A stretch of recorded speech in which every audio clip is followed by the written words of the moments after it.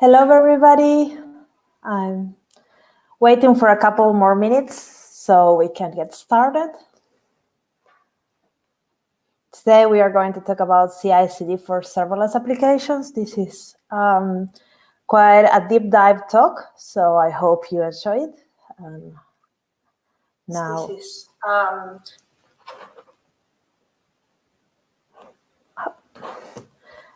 Now we wait for a little bit until we are in the right time to start, and I hope everybody is joining.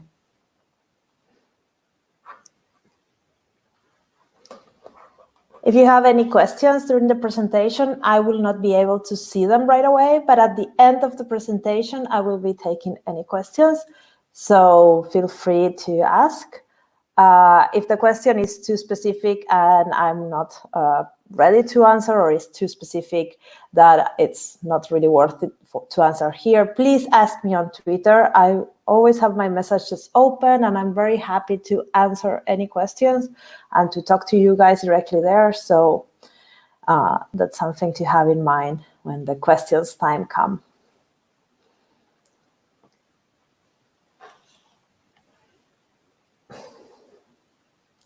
During this presentation, we will be looking a lot of CloudFormation, YAML, and other scripting languages. So I hope you're prepared with a nice cup of some nice warm beverage, because this is going to be a fun deep dive presentation on building CI/CD pipelines for serverless applications.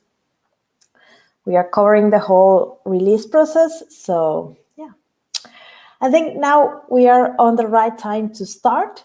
As I said, I'm going to be speaking about CI/CD for serverless applications. And I will first introduce myself. I'm Marcia Villalba. I'm a developer advocate for AWS. I'm based in Finland, in the Nordics. I've been doing serverless since its beginnings. In middle of 2016 is when I get started. And by that time, I also opened my YouTube channel called Fubar, where I have over 250 videos on serverless and cloud computing. Lots of hands-on, lots of tutorials. Most of my videos come with GitHub repos and lots of interviews with interesting people. So if you want to learn, I recommend you to check it out. You can scan that QR code in the screen.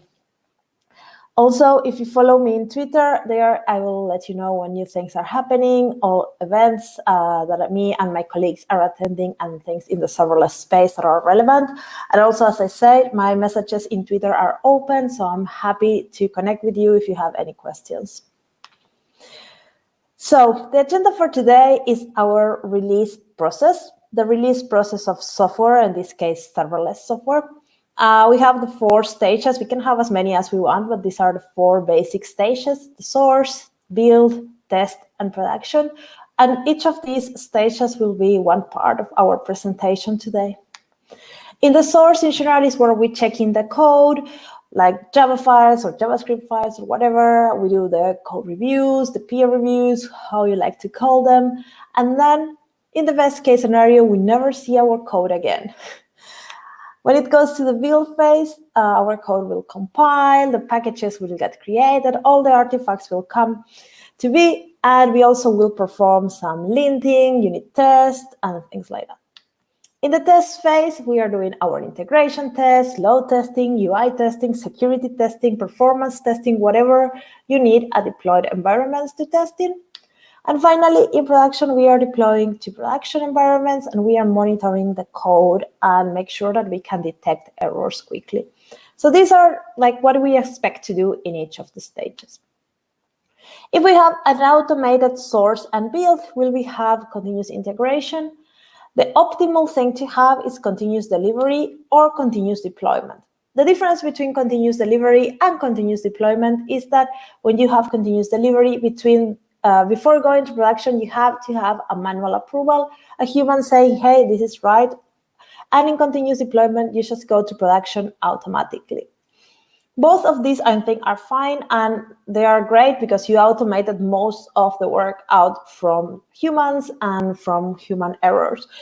I have been in projects with both, and I think the continuous delivery is quite normal because you have maybe a manual QA or even a project manager proving that. So it will be a little bit slower and you might need more process to handle. For orchestrating these 4 stages, I will first talk about the, in this case, the service called CodePipeline. That is the one that will help us to build a pipeline that will move the deployment into each of different stages. CodePipeline is a continuous delivery service from AWS. You will find it inside your AWS Management Console. It will help you to model and visualize your software release process. I will show it just in a moment. It will help you to build, test, deploy your code every time it changes, and it integrates with AWS services as well with many third-party tools that you might be familiar with. You can find a link to find more information about CodePipeline in this link. And let's look at some pipelines now. This is an example of a minimal developer pipeline. 3 stages: the source, the build, and then a deployment environment like testing environment and things like that. We will have basically one deployment development environment, that is the last one, and we will be getting the code, in this case from code commit. I will be talking a little bit about it. We will be building the artifacts using CodeBuild, and then we will be using CloudFormation to deploy our artifacts to the cloud. And we will have at the end a Lambda function that will be running some integration tests. This is a very simple example that you can build. A more normal example, more production-ready example is this one. Here we have 5 stages with 3 environments. We have source, build, testing, staging, and production. And each of the environments can be in a different AWS accounts. That's a good practice, that you can separate your development environment from your staging environment and from your production environment. There are many reasons why you want to do that. One is security. You might have different permissions for people in the different environments. Then another one is your soft limits. When you're doing, for example, performance tests, you don't want your production systems to get affected, and many other things. And in here, you can see that we are getting the code from GitHub in this case, and we are building it one time, and then we are deploying the same code into 3 different AWS accounts. And that's how it should be. You build once, and you deploy as many times as you need to. The same artifact is the one that you want to deploy in multiple places. And for that, you need to build an artifact that can handle that. Also, in this example, we have multiple ways of testing our code. We have Lambda functions for doing integration tests. In the deployment staging, we have in the deploy staging, we have a service called run scope, and also a manual approval through QA. And then in the production, we have also another post-deploy Lambda function that is doing some tests. So we will be seeing some of these bits and pieces during the whole presentation in each of the individual stages. If you want to kick off a release for a serverless project, there is many ways that CodePipeline can start the release. The first one is a branch in code commit or the GitHub. Something changed in that branch, and then the build will start. Then there is Amazon S3. So if something changed in a bucket, then or in a directory, it will start. And this is good if you want to synchronize, for example, some repositories that are not supported, like GitLab. It has a kind of workaround that you can put all your changes in S3, and there you can trigger your deployment pipeline, CloudWatch events, and you can do, for example, nightly releases every day at 8 o'clock in the night or something like that. And this is how it looks. This is the view from CodePipeline. And this example is the one we are going to work through the whole presentation. We have a pipeline with 4 stages. The first one is source. And there we are getting the code from GitHub. Then we have the build stage. We are building our artifacts with CodeBuild. And then we have stage that is using CloudFormation to deploy and running some integration tests with Lambda. And finally, we have production, where we are doing a manual approval and deploying with CloudFormation. You have multiple ways on building this. You could go to the management console of AWS and click your way around, or you can use infrastructure as code.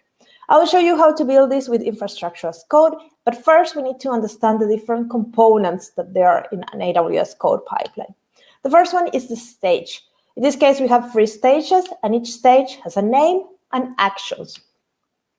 Every action has a name, the information that the action, some configuration of the action, artifacts that it consumes and that it produces, and an order. And the order is pretty interesting because, for example, in the last stage, we have an order, create the change set, execute the change set, and run the integration test, and that's 1, 2, and 3. But if we will have 1, 1, and 1 in our code, that will mean that all these actions will execute in parallel, and that's pretty neat.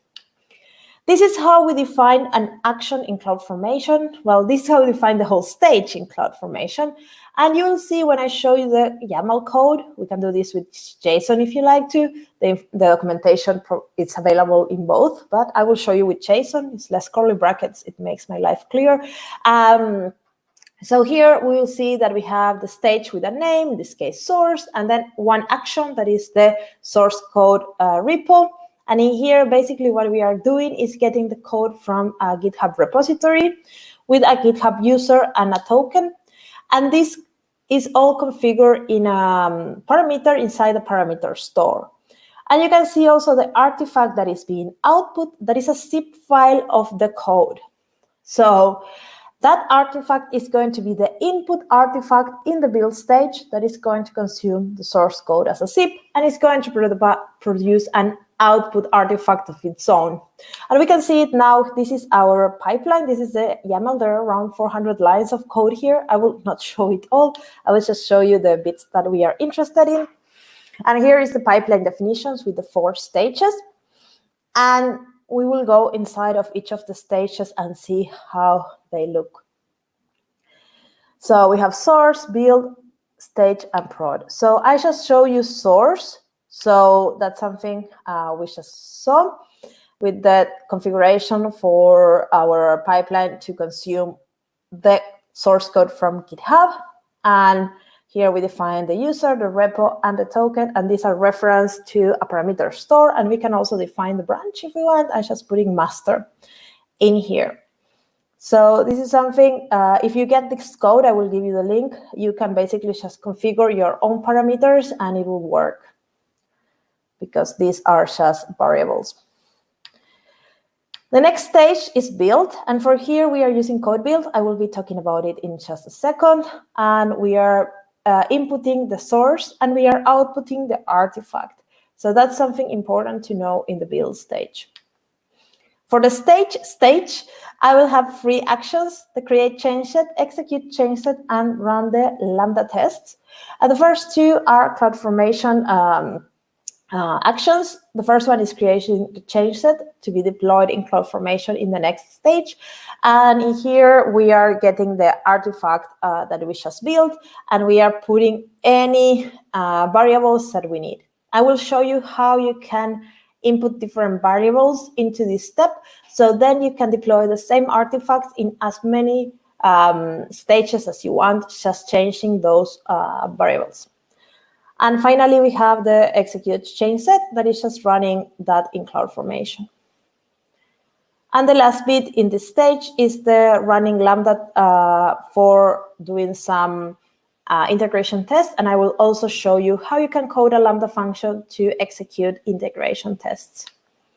And finally, we have production. Production is very simple. It has a manual approval. That is a box that will appear whenever you need it, and I will show you how it looks in a second. And then we have, again, the create change set and execute change set for deploying this into CloudFormation. If you want the code for this pipeline, you can scan this QR code. It will take you to my GitHub repo where I have put all this code, and there is an example as well that you can deploy and you can play around with. I will leave this for a few seconds. If you want to take a screenshot, I drink a glass of water, and then I will move to the next bit of the presentation. So now we will talk about source. And when I talk about source, I talk about code, and I also talk about infrastructure. When we are talking about serverless application, infrastructure is as important as code. Infrastructure is, we will have a lot of resources and a lot of components, and we might to manage infrastructure as code. So that's something we would like to do. There's many options to do infrastructure as code in AWS. The native way to do it is using CloudFormation. CloudFormation is like two things. It first a common language to describe different resources of your infrastructure in AWS, and also is a service that allows you to build and update and rebuild your infrastructure and your applications without needing to do manual changes or write any scripts. So CloudFormation is like a great way. There are other ways, and I think for me, it depends on your use case, what you are going to use. The important thing is that you use one. It can be CloudFormation, it can be Terraform.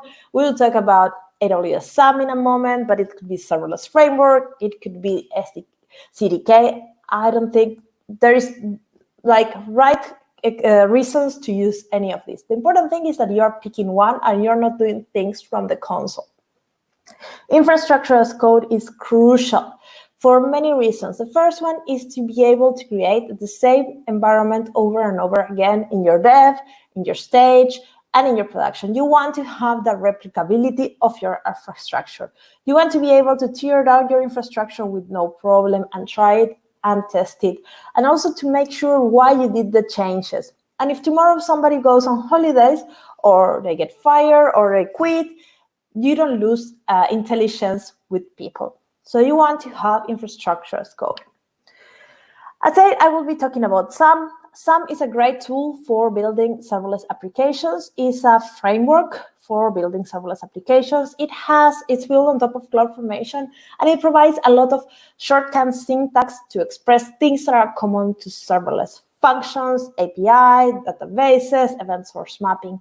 And then you can basically add whatever CloudFormation syntax you want, add your queues and other resources, no problem. It's a great way to create serverless applications. It will make it way simpler. So basically, to start doing a SAM template, you need to have this kind of two lines on the top that tells CloudFormation that this is a SAM template and need to transform it into CloudFormation when it's deployed. And then in this example, we have 20 lines of code, and here we are creating a Lambda function, an IAM role, an API gateway. If we will do this with pure CloudFormation, it will take like hundreds of lines of code. But because of SAM and the shortcuts that it has, it allows us to build everything in super small syntax, because it's using a lot of defaults that you are not seeing here. So here we have the function configuration. Basically, we tell where our function code is located, what runtime, and the name of the handler. Then we give permissions to the function, in this case, to access a DynamoDB table. And then we define the event source, and as well, we define the API gateway that will be the event source. So we are killing two birds with one shot.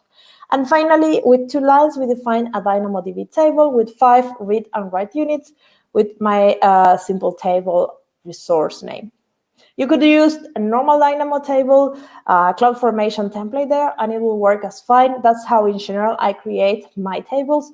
I don't like to be limited to 5 read and write units, but if you're doing some tests or something, this is great. If you want to use SAM, it comes with a CLI that allows you to package and deploy your SAM templates. If you're using it from your computer, you can try this SAM deploy dash that's guided. Here in the screen, you're seeing one dash because PowerPoint decided that if I put 2 dashes together, it makes a longer one.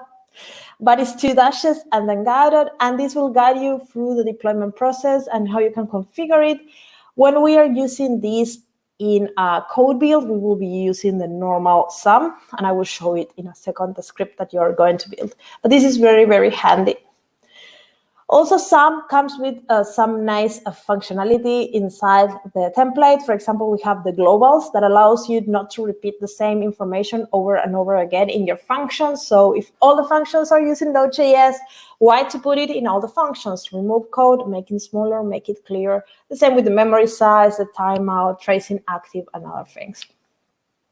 Then we have the policy templates that I show you. These are great ways to super easy give access to the functions, to different resources. You know, when you create a function, It doesn't have any permissions to access any other AWS resource, so you need to give the permissions. If you want to know all the policy templates available, you can find them here. This is a good thing to have bookmarked because you are going to come and check this all the time to give the right policies to your applications. Another useful thing, and this is critical to have only one artifact when we are building and being able to deploy it to multiple environments, is to use Lambda environmental variables. These are basic key pairs that allow us to dynamically pass information to our function and to our infrastructure when it gets deployed. So if we want to use it in our SAM template, what we are going to do is to write basically this environment and then an attribute inside and then the name of the environmental variable. And this is going to pass this value to the code. And then in the code, I could call it with the process.m and the name of the value, and I can use it. In this way, for example, I can write the table name once in my template YAML, in my SAM template, and then I can have it and use it all around in my code, and whenever that table name change, I only change it in one place. So this is very important to keep good practices in coding. Also, you could pass these parameters through your code pipeline, as I was saying. You can pass them in the action create change set. So whenever you are preparing that change set to be deployed later in CloudFormation, you can override some parameters. If we want, we can pass, for example, the environment that we are running. And we can say we are about to deploy to staging, prepare this to be a staging change set, or we are going to production, prepare this to be a production change set. And then in your SAM template, you can write something like this. This looks ugly, but it's great to have only one template and be able to deploy it in as many stages as you need to. Here you will define all the different environments that you're going to have. In this case, we have dev, staging, and production. And then we will create a list of all the resource names for each of these stages. In this case, we only have a table, but we could have tables, queues, step functions, API gateways, whatever. And we will have a list of all these resource names in this mapping table. And then when we are naming these resources, we can find in that map the right name for that particular resource according to environment. So the environment is coming from CodePipeline. SAM will check, okay, this is dev, so now my table needs to be called my table-dev. And this is great because we can have one template and deploy in as many places as we want. Then for code, we have CodeCommit. CodeCommit is a fully managed source control service. It supports Git. So if you're using GitHub, it's quite similar. The only thing is that it's hosted in your AWS account, so you don't need to manage any extra things. It's just inside your AWS account, and it works well with IAM permissions that you already have set. Everything is encrypted, and it just works very well with CodePipeline. So if you're thinking between Git and CodeCommit and other options, maybe you should evaluate CodeCommit as well. So now let's move to the build stage. And in here, we want to basically kick off a new release when new code is checked in, build, and test the code in a consistent, repeatable environment, continually have an artifact ready to be deployed, and have some alarms when something fails. For that, we are using CodeBuild, and this is a managed service that will compile our code, run unit tests, and do whatever we tell them. It scales, and it can do multiple builds in concurrent, so it's no problem. It will take little time if you have multiple things to run. So it's not like all machines that you have to batch all your process in a queue. Here, they will all execute at the same time. It can take variables from the parameter store, so that's great to give a lot of dynamic options to your code build. And you don't need to manage the server. So basically, code build will allow you to have a container, empty container, where you will be able to build the artifact with whatever tools you want. You can run unit tests and things like that. To get started using code build, you need to have this build spec file defined in your project. Build spec needs to be placed in the root of your project. I think there is a way that you can configure where is your build spec. By default, it needs to be in the root of your project. And here you will give commands on how you want to create this artifact. This is an example with very simple example for test that will just package your application using CloudFormation. This is an example I use in most of my production examples that is more complex, it's more complete, and I think it's more realistic. This is for building a SAM project. So the first part is this install phase. This is what we are getting is an empty Docker image. So we need to install a lot of things. So I'm installing curl because I need to get Node. Then I'm installing Node. I'm installing SAM. I'm installing AWS CLI. I'm installing my application. So I'm doing a lot of installing in the install phase because it's empty. Then in the pre-build, I will run all my tests. So I will run unit tests, linting, and whatever needs to be run, it will be run here. Then I will be building my artifact using SAM. In this case, I'm using SAM build and SAM package. You can use CDK if you want. You can use CloudFormation if you want, or whatever tool you like. Just remember to install it.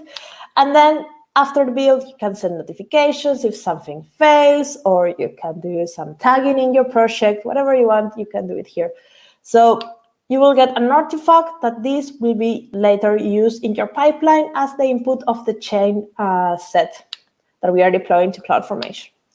So this is the stage, for example, stage, and the action create chain set, and there we are inputting that packet YAML that we just built. The next step is test, and here it's a little bit broad because sometimes we think about the stage or the testing stage, and here I want to talk of all the different places that you can do test when you're working with serverless applications. We used to think that a lot of the tests happen in the build phase where we are doing our unit tests and doing some configuration and compilation, but now with serverless there's multiple test points, and we should test in as many places as possible. So here we have our pipeline that we saw some slides ago, and I'm showing you here all the different places where you can run tests. You can do code review, you can do linting and unit test, and code successfully compiles in the build phase. In the testing phase, in the first deployment, for example, to dev, you can make sure that everything deploys successful. You can do integration tests. Then in staging, you can run test against more complete end-to-end test. You can use some external tools to run API tests, security tests, UI tests. You can do some manual QA if you want. And then finally, when you deploy to production, you can run pre-traffic Lambda tests, use canaries for safe deployment, and do all kind of things. So if you want to use Lambdas to perform integration tests, that's a great way. You need to write a Lambda function that looks like this. The first part is to do some integration tests. You can think if you want to invoke the Lambda directly, or you want to use create an event and pass it. Whatever is your use case, you will need to write the integration test. When the test pass, you need to put this message into the code pipeline. Put job successful result. In this case, then the pipeline will recognize that the test passed, and it will make a green tick, and it will move forward. If you don't put this, then the pipeline will get stuck in this action forever. The same with fail. If the tests don't pass, you need to put in your code pipeline the message put show failure result. So then the pipeline will show a nice cross, and it will fail, and it will send you an alarm. If you want to use Lambda to perform integration tests, this is the action that you need to define. You will have a category invoke, the provider Lambda, and then you need to pass the function name. And if you need some outputs, artifacts for the Lambda to understand, you can pass them here and also put the region. If you want more information on how to use this is the link to the documentation. It's quite well explained, and it has some examples that you can check out. You can also use third-party test services to test. You can add things like Ghost Inspector for UI testing, a storm runner load, run scope, API monitoring, blaze meter, and I think maybe there are more being added in the future, and you can check the information on how to configure them in this link. Everything is a little bit different, so I will not show you exactly how to configure it, but you can get them working as infrastructure as code, as we did with GitHub. They have the specific parameters that they need to consume in order to work. If you want to do manual approvals, that means that in your pipeline, you will get a box like this, and then when someone clicks on it, they will see a box like this that you can put a comment, and then you can approve or reject. You just need to write a little piece of code like this in your pipeline that will allow you to create that box. For safe deployments, and safe deployments, I'm meaning deployments that are kind of immutable. They will create another environment, and we can test that new environment before even passing any traffic. We will use CodeDeploy. CodeDeploy automates a lot of the code deployments to Lambda.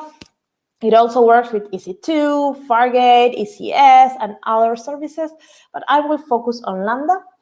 It's cool because it does this immutable deployment, so we will create, when we use CodeDeploy, it will create another version of our environment, and we will be able to run tests against it, and the traffic will still go to our old thing, so we are not replacing anything. And then if there's any problem, we can have like alarms or something to roll back to the previous version very fast. So this is pretty cool. If you want to use safe deployments, you need to write something like this in your SAM template. So it's totally integrated into SAM, the CodeDeploy. You need to write an alias. I will put live, and this alias is just to identify what is the new environment. Then you need to decide what kind of deployment you want. There are 3 options. We have all at once, that basically just deploys. It takes advantage of other things like the alarms and the hooks that I will talk in just a moment. And then we have canary and linear. Linear, basically, for example, if we have linear 10% every 10 minutes, we'll deploy every 10 minutes 10% more of the traffic. It will move 10% more of the traffic, so it will take really long time to deploy the whole system. Canary, for example, 10%, 30 minutes, what it will do, it will have 10% of the traffic for 30 minutes, and after the 30 minutes are passed, it will deploy the rest of the traffic. So this is a little bit faster, but it allows you to do some testing on your data, on your new deployment before committing all your traffic into it. Alarms are great. They will be monitoring your deployment. So if you have canary and linear, for example, that you are deploying 10% or for 10 minutes or 10% every 10 minutes, it will monitor that with these alarms. You can specify like 10 alarms. And if something goes out of the norm, then it will trigger one of these alarms and it will stop the deployment. And then hooks allows you to run pre-traffic and post-traffic validations, and these are really cool as well. I will show you in an example in a second, but it looks like this. It starts the deployment, it runs the pre-traffic Lambda function, so you can do some validations. Then we start moving traffic. It can be we move 100% of the traffic, we move 10% of the traffic, and then after 100% of the traffic is moved, then we do the post-traffic validation, and then if everything is fine, then our deployment is successful. It takes a while, but it's a great way to have very safe deployments.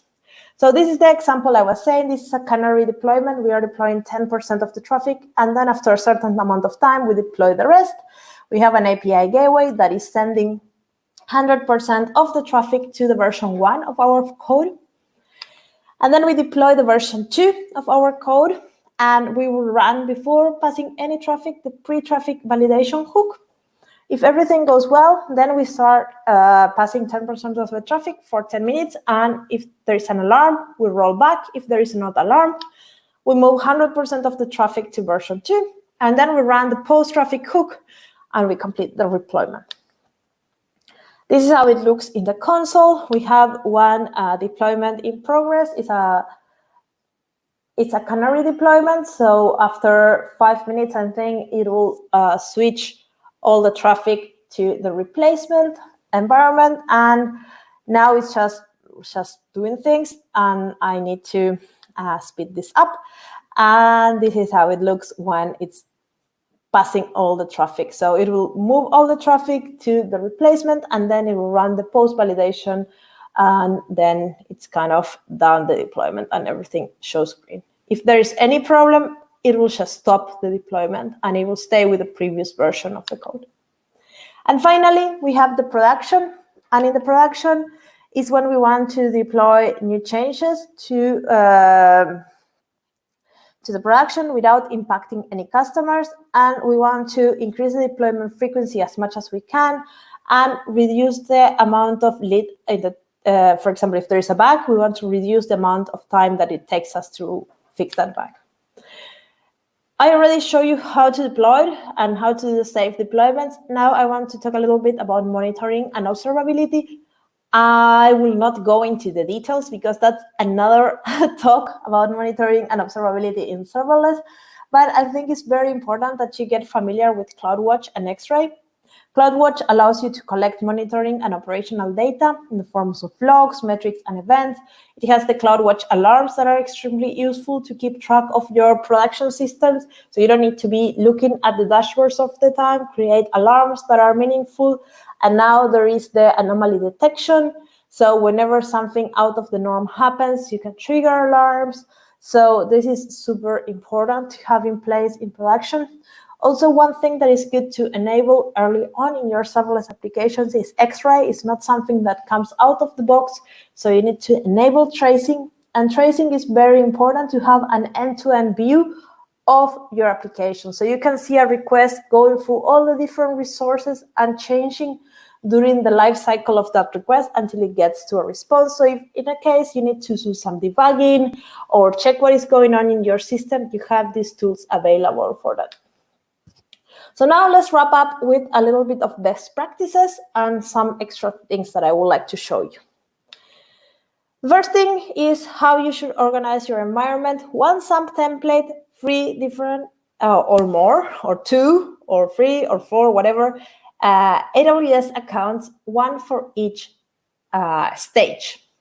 You want to do that, as I said, because of security reasons, the permissions, maybe developers don't have access to the production account in the same way that they have access to developer account. Also, soft limits, you want to run your performance testing in staging, for example, and you don't want your production to get affected. So there's many reasons why you want to have this isolation of your account, but you always want to have one SAM template. You want to work only with one piece of code.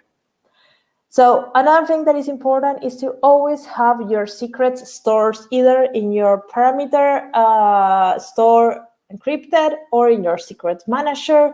Don't put them in your code. Don't put it in your SAM template.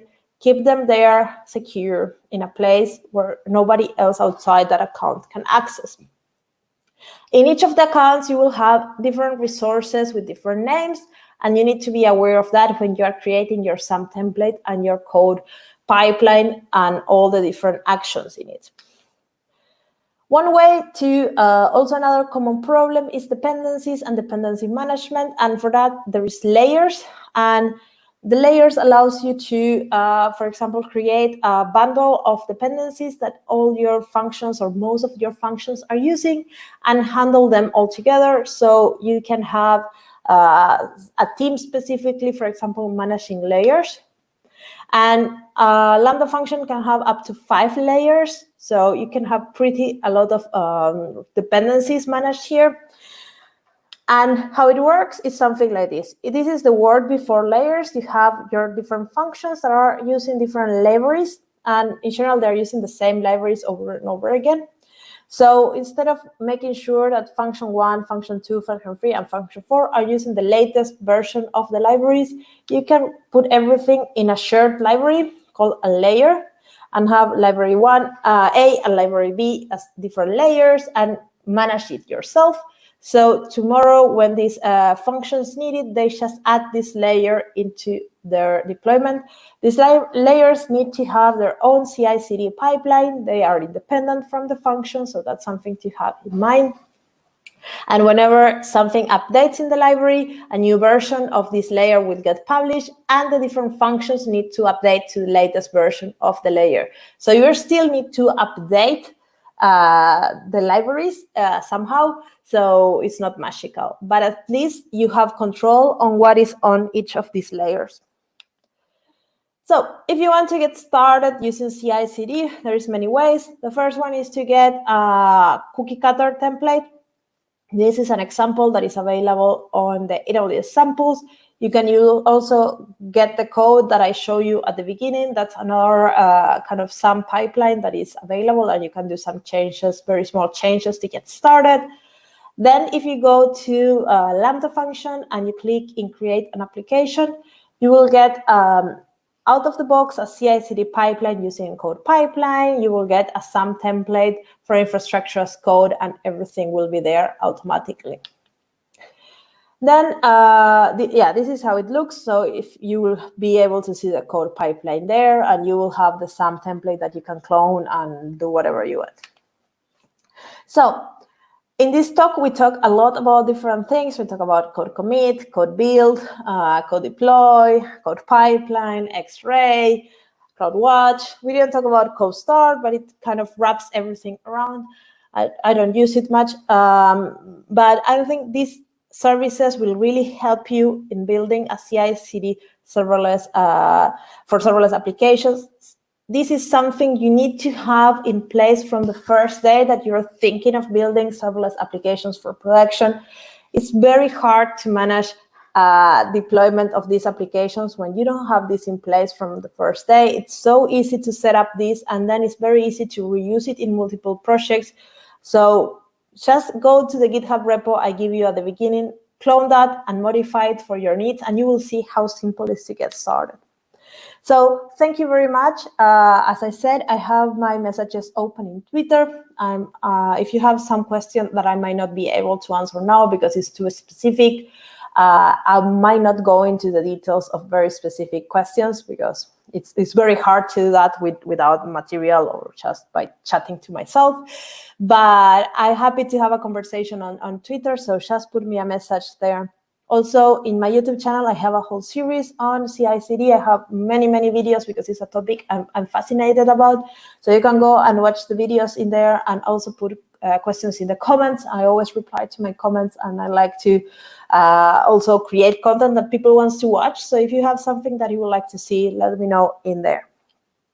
So with that said, I will see if there's any questions. And yeah, if there is not any questions, I think I'm ready to move. And I'll let you go. So if you have any questions, now is the time to ask.